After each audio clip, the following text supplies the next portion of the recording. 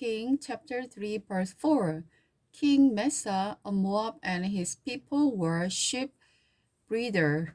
They used to pay the king Israel an annual tribute of 100,000 lambs and the wool of the 100,000 lambs. But after Ahab's death, the king of the Moab rebelled against the king of Israel. So King Joram mustered the army of the Israel and marched from Samaria. On the way, he sent his messenger to King Jehoshaphat of Judah. The king of Moab has rebelled against me. Will you help me fight him?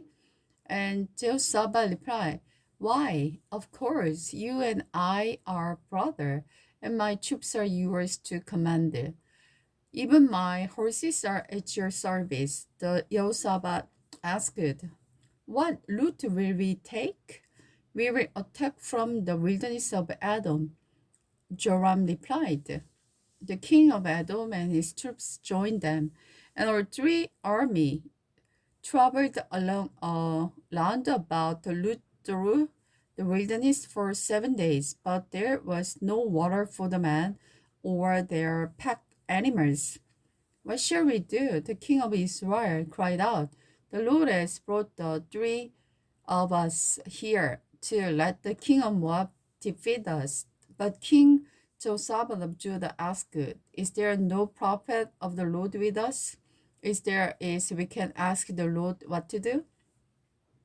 One of King Joram's officers replied, Elisha, son of Shaphat, is here. He used to be Elijah's personal assistant. Jehoshaphat said, Then the Lord will speak through him. So the king of Israel, Judah, Adam went to consult with Elisha. I want part of you. Elisha said to the king of Israel, Go to the pagan prophet of your father and mother.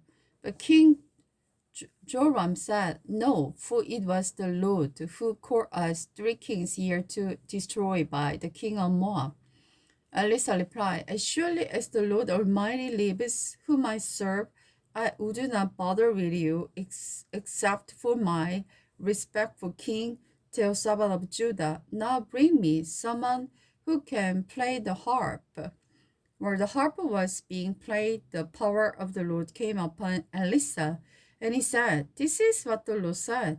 This very dry valley will be filled with the pools of water. You will see neither wind nor rain, says the Lord, but this valley will be filled with water. You will have plenty for your service and your cattle and your other animals. But this is only a simple thing for the Lord. He will make you victorious over the army of Moab. You will conquer the best of their city, even the fortified ones. You will cut down all their trees, stop up all their springs, and ruin all their good land with the stones. And, and sure enough, the next day, at about the time when the morning sacrifice was offered, water suddenly appeared.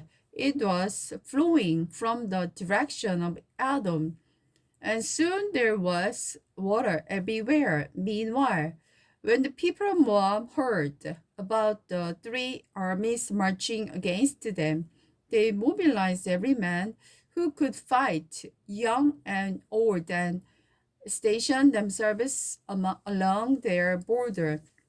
When they got up the next morning, the sun was shining across the water, making it look at red as blood. It's blood, the mobilized Moabites exclaimed. The 3 armies have attacked and killed each other. Let's go and collect the plunder. When they arrived at the Israelite camp, the army of Israel rushed out and attacked the Moabites, who turned and ran. The army of Israel chased them into the land of Moab, destroying everything as they went.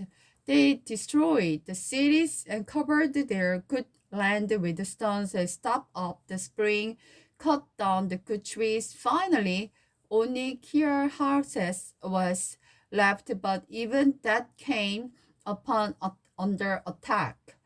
When the king of Moab saw that he was losing the battle, he led 700 of his warriors in the desperate attempt to break through the enemy lines near the king of Edom, but he failed to escape. So he took his oldest son, who would have been the next king, and sacrifices him as a burnt offering on the wall. As a result, the anger against Israel was great, so they withdrew and returned to their own land. Elisha helped the poor widow. One day, the widow of one of Elisha's fellow prophets came to Elisha and cried out to him, "My husband, who served you, is dead, and you know how he feared the Lord. But now a creditor has come, threatened to take my two sons as slaves. What can I do to help you?" Elisha asked.